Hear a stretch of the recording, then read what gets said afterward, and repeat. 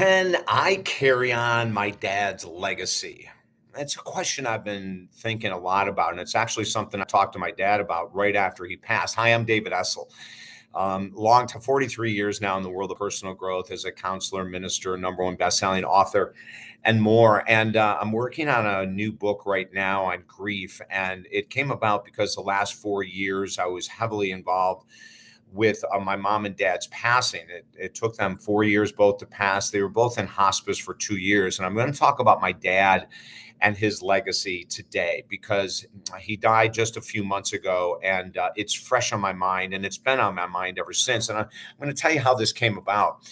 Last June, before my dad was been very sick, as I mentioned, for years, I went up to Syracuse, New York, and I had a chance to sit and have the most intimate conversation with my dad, who was 94, that I've ever had in my life. And as we talked, and tears were welling up in my eyes, tears were welling up in my dad's eyes, which was so amazing because he was an accountant, very black and white, and didn't really show a lot of emotion like that. But we connected very, very deeply, and he still was lucid mentally. He was extremely sick. His body was just beaten up, but he was very lucid, and we had this outrageous connection and something I never thought I'd ever have with my dad, quite frankly.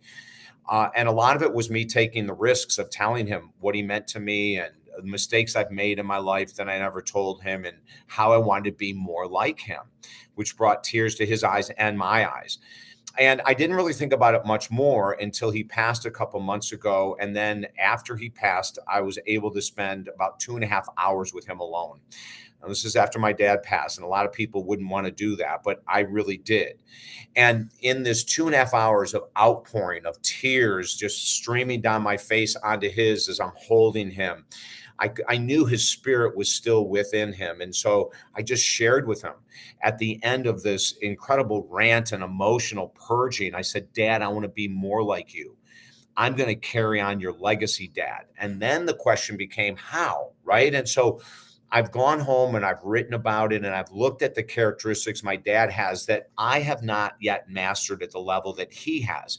And one of them is something that I talk about all the time, patience. My dad was an outrageously patient person. I mean, I did some really crazy things as a young child and a teenager, and he was always patient with me. Now, he would get upset with me without a doubt. He would yell, there's no question about that. But he never held on to any grudges. He had no resentments ever. And I want to be more like my dad. And so I'm working on forgiving people that have hurt me that I've never forgiven and, letting things go more easily. And even though he was an accountant, he was very flowing, very fluid. I'd say he was a C personality, very laid back. And so I want to be more like that. And I'm very energetic and extremely sensitive, outrageously emotional. And those are all great tools up to a degree, right? And then my dad's faith. So he had incredible patience. He had incredible compassion for others. And then he had outrageous faith. Now, his faith was based on the Roman Catholic Church and God, and my faith is based on God. And it doesn't matter what your faith is based on, but I decided that I'm going to spend more time working on these traits of his legacy. I still have a lot of work to do. But I'm sharing this with you because do you need to work on a legacy? Do you need to work on becoming a better person? So when you leave the physical plane, you'll have had more of an impact here on earth. Comment below.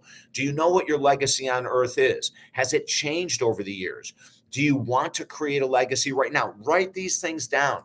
Maybe you don't believe in legacies. Write that down. And I got to tell you something fascinating.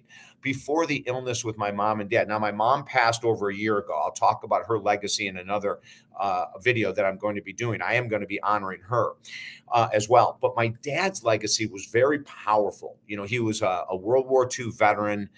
He never talked about the war, never talked about a thing. And when you would ask him, he would just sort of, I don't know, maybe lightly talk about a few things, but never get into detail, which was very common for men of his age and his era, right?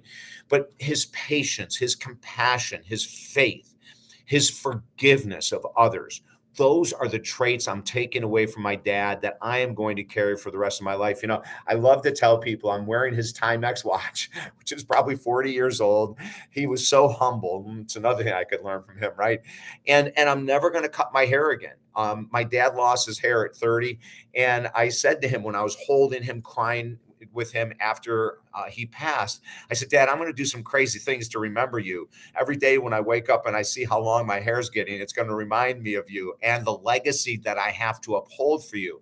Every time I look at my watch now, it's going to remind me of the legacy that I want to uphold for you, Dad. So I want you to think about that. Are there areas of life that you want to be like someone else, maybe in your family, maybe your mom, your dad, your grandma, your grandpa, maybe it was a teacher that you had. It doesn't matter. Maybe you didn't have a great relationship with your family, but there's someone else that you want to emulate. Write down those characteristics. Don't keep it in your head. Write down the characteristics of the legacy that you want to carry on, and then do it. I'm doing it every day. I'm going to get better. I'm not there. I haven't mastered those things my dad has mastered, but I'm going to. Also, I want to remind you, below what you'll find in the comment box or above the comment box is we have a free program, Helping Americans Heal. You get our #1 best-selling book, Positive Thinking, the minute you sign up. And every Monday, you're going to get an email with tools on anxiety, depression, relationships, finances, and more. And that's free. Helping Americans Heal, a free online program at talkdavid.com or davidessel.com. Sign up. And then we also just created something very cool, and that is a mental health and master life coach certification. Again, listed below, 30 hours long. You're going to be able to be a major player in the world of helping others to heal from anxiety, depression, PTSD, insomnia, relationship challenges, financial. I teach the whole 30-hour course. You'll love it. That's listed below as well. Okay, but let's remember this. We all have a purpose for being here. It may change dramatically over the years, but let's create a legacy that people will never forget. The kindness, the compassion, the forgiveness, the strength that we have, that we're working on now to even be better people. I'm David Essel. We'll talk to you soon. Bye now.